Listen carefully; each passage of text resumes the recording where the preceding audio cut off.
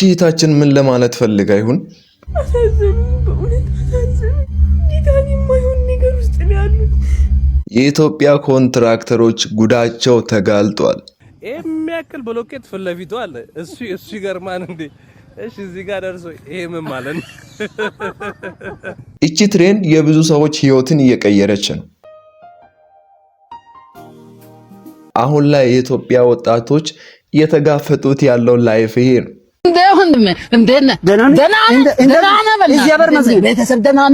የመጨረሻውን ውሳኔ ወስኗል። ይሄን ውድድር ለማድረግ ቆርጠናል። ዛሬ የመጣውበት ምክንያት ሰላም እንደምን ቆያችሁ? ውድ የግሩም ለማ ዩቲዩብ ቻናል ቤተሰቦች በያላችሁበት ሰላማችሁ ይብዛልኝ። ዛሬም በአዲስ ቪዲዮ ወደ እናንተ ከች ብያለሁኝ። ለዚህ ቻናል አዲስ ከሆናችሁ ሰብስክራይብ በማድረግ ቤተሰብ መሆን በፍጹም እንዳትረሱ። ይሄንን ቪዲዮ እየተከታተላችሁ እስቲ ሰብስክራይብ ያላደረጋችሁ ሰዎች ስላላችሁ ሰብስክራይብ አድርጉ። በቅርቡ ጊቫዌይ የምናዘጋጅበትን ወይ እናመቻቻለን። ደግሞ በተለያዩ ኮንቴንቶች ልመጣ ስለምችል እናንተን ሐሳብ አስተያየታችሁን ኮሜንት ላይ ያስቀምጣችሁ።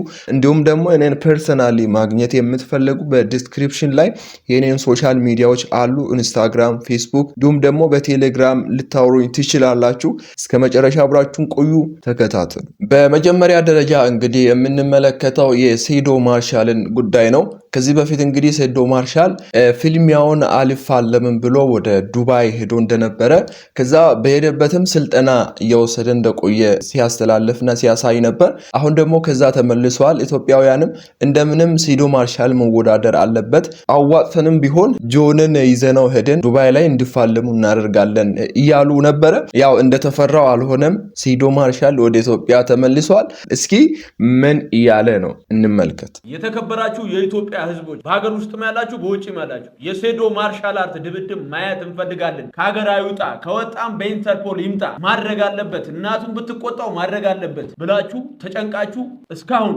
ለቆያችሁ ኦፊሻሊ ይሄን ድብድብ ተደራጅቼ ከማኔጅመንት ቲሞቼ ጋር ተደራጅቼ ይሄን ውድድር ለማድረግ ቆርጠናል። ዛሬ የመጣውበት ምክንያት እኔ የምትፈልጉ በስፖንሰርሺፕ በዚህ ፋይት ሴዶን ስፖንሰር እናደርጋለን፣ ለተለያዩ ጉዳዮችም እንፈልገዋለን የምትሉ የማኔጅመንት ቲሞችን ለማስተዋወቅ ነው የተገኘሁት ማለት ነው። ጀነራል ማናጀር ማስተር ሙሳ መሐመድ፣ ማርኬቲንግ ማናጀር ታረቀኝ ካፒቴን፣ ምክትል ማርኬቲንግ ካፒቴን ቢኒያም ዲነግዴ፣ ዋናውና ወሳኙ የውድድሩ ሜን ኮች ዋና አሰልጣኝ ቴድሮስ ተፈራ ቲሞቼ ናቸው። እወቋቸው። እንግዲህ ትልቅ ነገር ጠብቁ። ይሄ ሁሉ ሰራተኛ ለየትኛው ስራ እንደሆነ አላቅም።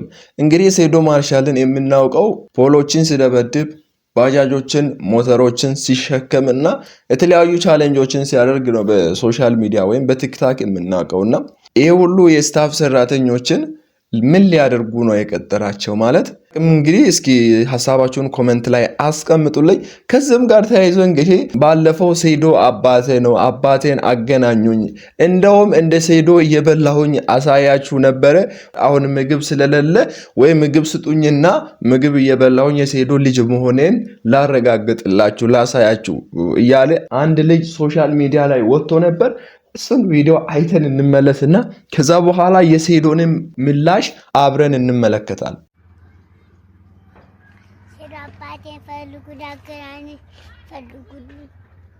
ይው እንደምታውቁት ይህ ልጅ ሴዶ አባቴን አገናኙኝ፣ እኔ መብያ የለኝም እና መብያ ስለሌለኝ እኔ አባቴን ብቻ ማግኘት ነው የምፈልገው።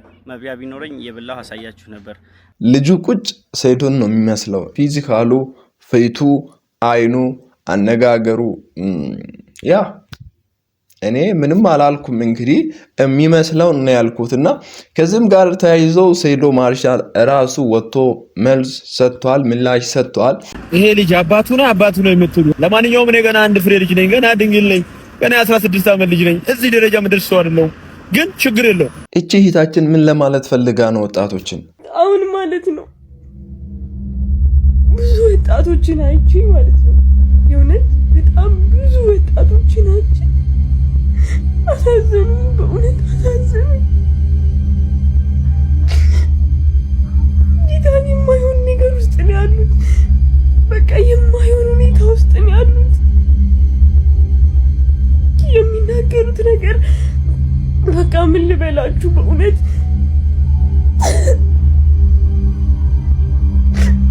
እየጠፋን ያለ ነው፣ እየጠፋን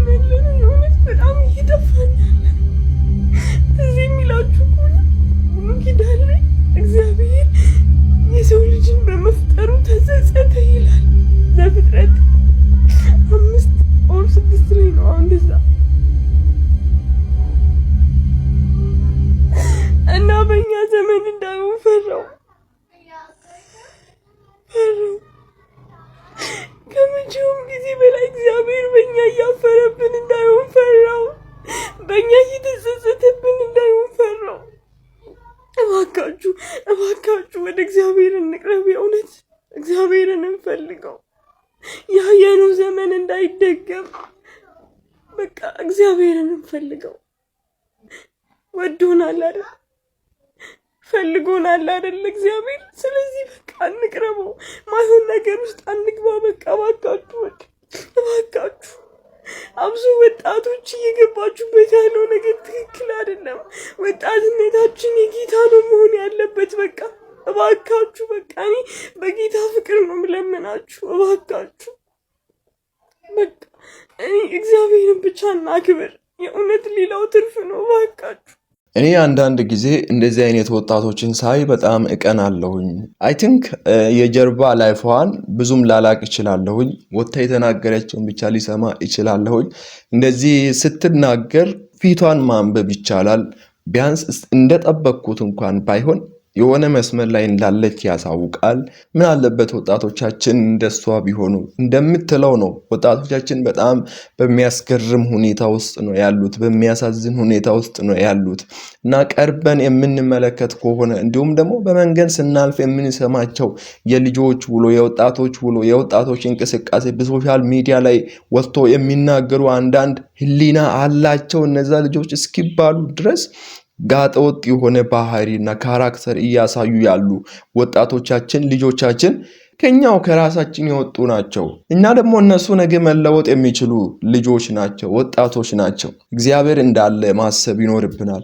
አንዳንድ ጊዜ እንደፈለግን የምንናገራቸው ቃላቶች፣ እንደመጣልን የምናደርጋቸው ድርጊቶች ነገ ትልቅ ዋጋ የሚያስከፍሉን መጨረሻችንን የሚያበላሹ የሚያመሰቃቅሉ ድርጊቶች ናቸው፣ ንግግሮች ናቸውና ስንናገር ቆጥብ እንሁን።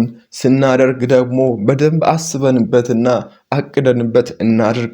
ሐሳብ መጣልን ብለን ብቻ በሰው ላይ የሆነን ሐሳብ አምጥተን አንጫን።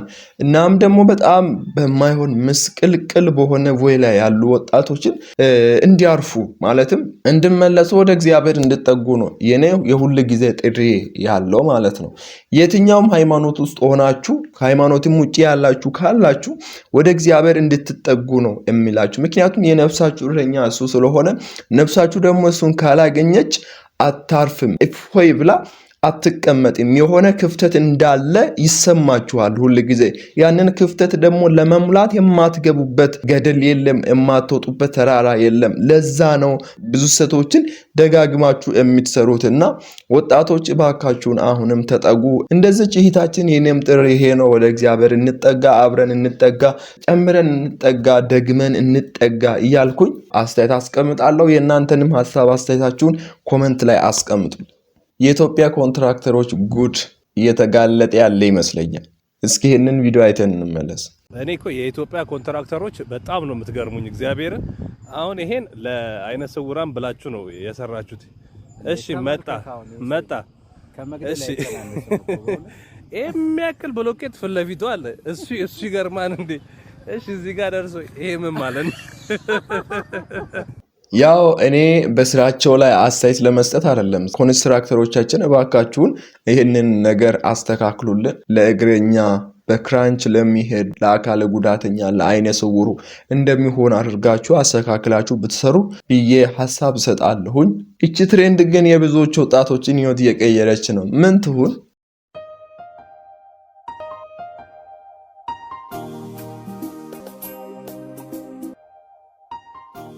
ባለፈው የሆነ ልጅ ሊከስር ነው መሰለኝ ብሎ በሰራው ቪዲዮ መሰረት ብዙ ቲክታከሮች ወይም ታዋቂ ቲክታከሮች ሄደው በሱ ቤት ቻሌንጅ ያደረጉት የተለያዩ ማስታወቂያዎችን ሲሰሩለት ነበረ፣ ያበረታቱት ነበር።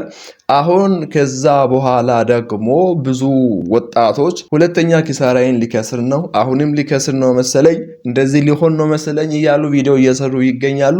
ቪዲዮም ደግሞ በሚያስገርም ፍጥነት ቫይራል እየወጡ ናቸውና አንዳንድ ዝም ተብለው የሚደረጉ ሳይገመት ወይም እንደዚህ ይሆናል ተብለው ያልተጠበቁ ቪዲዮዎች በጣም ቫይራል ሲወጡ እንመለከታለንና ይሄም ትሬንድ ደግሞ የብዙዎችን ህይወት እየቀየረ ያለ ይመስለኛል። አው ኮፒ አድርገው ነው እየሰሩ ያሉት። ቢሆንም ያ ቪዲዮአቸው ቫይራል በወጣ ቁጥር ለዛ ስራ ቤታቸው ማስታወቂያ እየሰሩ እንደሆነ ያስታውቃል በቀላሉ። የመጀመሪያ ልጅ ከሰራው ቪዲዮ ኮፒ አድርገው የሰሩ እንኳን ቢሆን አድቫንቴጁ በጣም ትልቅ ነው ብዬ ስለማስብ ለምን ኮፒ ያደረጋችሁ እንደዚህ ያደረጋችሁ ልል አይደለም። ጥሩ ተሞክሮ ነው ብዬ አስባለሁኝ። የመጀመሪያውን ልጅ ደግሞ አቅዶበት እና አስቦበት እንኳን ባይሆን ጥሩ አድቫንቴጅ ሆኖ አልፏል እና በዚህ ትሬንድ ስቲል ቪዲዮ ያልሰራችሁ የስራ ቤት ያላችሁ፣ ሆቴል ያላችሁ፣ ሱቆች ያላችሁ በዚህ ትሬንድ ቪዲዮ ብትሰሩ አሪፍ ማስታወቂያ ትሰሩበታላችሁ ብዬ አስባለሁኝ። የኢትዮጵያ ወጣቶች አሁን ላይ ያሉበት ሁኔታ እንደነ ደና እዚያ በር መስጊድ ቤተሰብ ደና ነው አለ አንተ ደና ነኝ እዚያ በር መስጊድ አለ እንደ ድሮ ቆላግኝ ናፈቀኝ ደና ነው እዚያ በር መስጊድ ደና ነው አለ ወይኔ በእናትህ ወሰድክ ደግሞ አንተ እናቴ ደና ነኝ እዚያ በር መስጊድ እሺ በቃ አንተ አትፋም እሺ ቤቱን ቀየርክ እንደ ባለ እኔ እዛው ነኝ አትፋም እሺ በቃ በጣም ቻው እሺ ቻው በኢየሱስ ለምን ሰላም ያልነበር እንደ ካንዶር በፊት ትዳር ካገባ በኋላ ነው እንደዚህ ሆኖ ኑሮ ውድነት አይ የኔን አንተ ደና አረ በእናትህ እንግዲህ ከባድ ነው። ምን ማድረግ እንዳለባቸው ግራ ገብቷቸው አብዛኛው ወጣቶች ምን መስራት እንዳለባቸው፣ ምን መማር እንዳለባቸው፣ እንዴት መናገር፣ እንዴት መቆም፣ እንዴት የሆነ ነገር ማድረግ ከሰው ጋር መግባባት እንዳለባቸው ግራ ገብቷቸው ነው በዚህ ጊዜ ያሉትና ይሄንን ቪዲዮ ፈኒ ስለሆነ ብቻ ያቀረብኩት ሳይሆን የሆነ አስተማሪ ታሪክ ስላለው ነው። የወጣቶችን ሁኔታ ተመልከቱ። ብዙ ስራ አጥ ወጣቶች አሉ። ድርጅቶች ያሏችሁ የተለያዩ ቻሌንጆችን ለወጣቶች አዘጋጁላቸው። ምን ማድረግ እንዳለባቸው ግራ ገብቷቸው ነው ያሉት በዚህ ጊዜና መንግስትም በዚህ ረገድ መስራት አለበት። ለወጣቶች ስራ ማመቻቸት አለበት። ብዙ ካምፓኒዎች ያላችሁ ደግሞ ዝም ብላችሁ እንደፈለጋችሁ አስገብታችሁ ድርጅቶቻችሁንም ከምታከስሩ አቅም ያለውን ሰው፣ የለፈውን ሰው፣ ዕውቀት ያለውን ሰው ፈትናችሁና መልመላችሁ ማስታወቂያ አውጥታችሁ እያስገባችሁ በዚህ ረገድ ተባበሩ። በነገራችን ላይ ለእንደዚህ አይነት ዲስኦርደርነት የሚጋለጡ ወጣቶች በጣም ጀንትል የሆኑ ወጣቶች ናቸው። ብሪሊያንት የሆኑ ወጣቶች ናቸው። ስማሩም በጣም ጎበዝ ሆነው የተማሩ አንድ መስመር ላይ በርትተው ቆመው የመጡ ሰዎች ናቸው፣ ልጆች ናቸውና እባካችሁ እንተባበራቸው። አይምሯቸውን እንዳያጡ፣ ራዕያቸውን ቀብረው እንዳያልፉ፣ ወደ ተለያየ ሀሳብ ራሳቸውን ይዘው እንዳይከቱ እንያቸው፣ እንጎበኛቸው። ዞር ዞር ብለን ሁኔታውን እንቃኝ ብዬ የዛሬውን መልእክቴን አስተላልፋለሁ። በቀጣይ በሌላ ቪዲዮ እመጣለሁ። እስከዛ ደህና ቆዩ። ቻናሌን ሰብስክራይብ ያላደረጋችሁ ሰብስክራይብ በማድረግ ቤተሰብ መሆን በፍጹም እንዳትረሱ። ይህንን ቪዲዮ ላይክ አድርጉ። ሀሳብ አስተያየታችሁን ኮሜንት ላይ ጻፉልኝ። እኔን ፐርሰናሊ መገናኘት የምትፈልጉ ሶሻል ሚዲያዎቼ በዲስክሪፕሽን ቦክስ ላይ አለ። ኢንስታግራም፣ ፌስቡክ እና ቲክታክ እንዲሁም ደግሞ ቴሌግራም አለ። ከነጋር በዛ መንገድ ልትገናኙ እኔን ልታገኙኝ ትችላላችሁ። እስከዚህ ስለመጣችሁ በጣም አድርጌ አመሰግናለሁ። ቻው።